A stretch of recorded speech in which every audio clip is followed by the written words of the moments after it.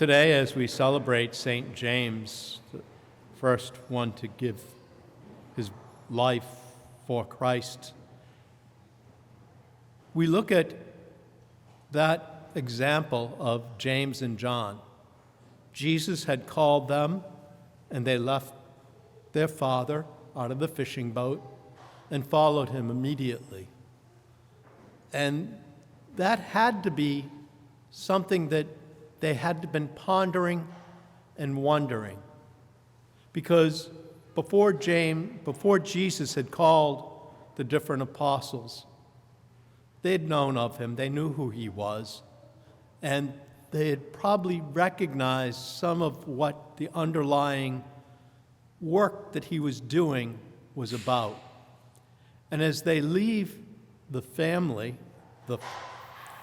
business, the fishing, it's a hard life, but also recognizing that what they were going to do was still with a large question mark. I think in our lives that oftentimes we can identify with how are we being called? Because each and every one of us through our baptism has truly been called. We are graced, we are gifted. We are called to recognize that we are church. And in that giftedness, what will that be?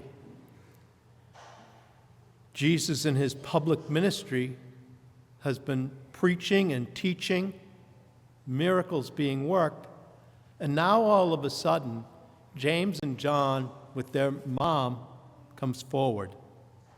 And Jesus turns and asks, "What is it that you wish?"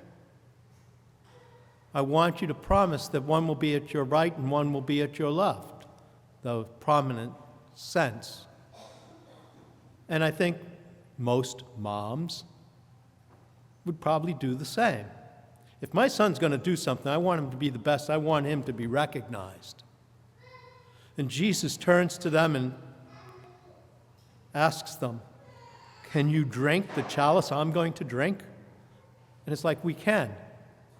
And this is where I oftentimes look at baptisms. When you're doing a baptism, there's a few questions at the very beginning. First, what name have you given this child? And then, what do you ask for? Baptism. And then the parents and godparents are asked, do you clearly understand what you are undertaking? And I love to turn to the grandparents of the child if they're present. Do you think they know? And it's like, nope.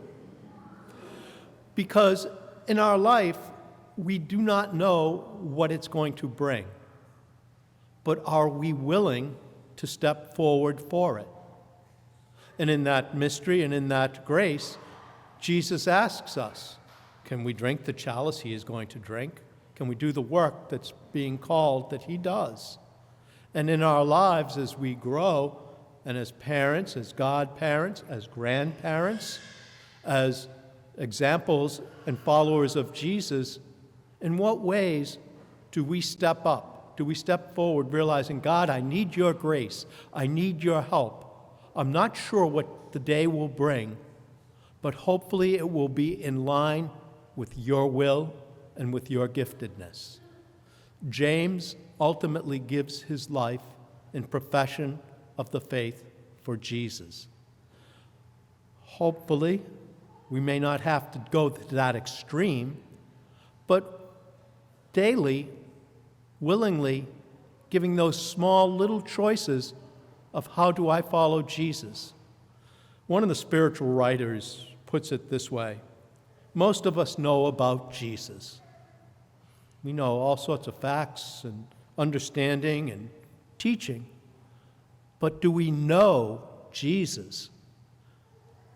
We look at those that we study in a history book, and we might know about them, but do we know them?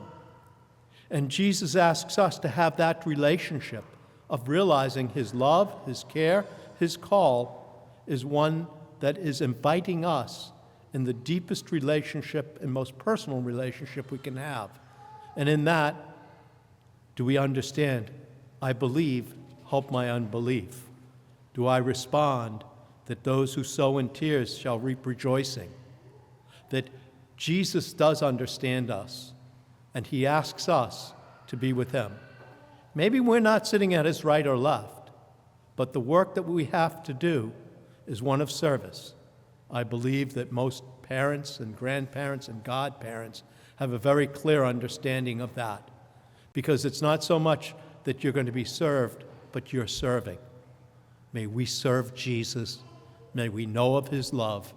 May we go forth in the little choices we make each day, realizing Christ is there, that he has called us, that we have responded, and that he gives us the grace to do his will.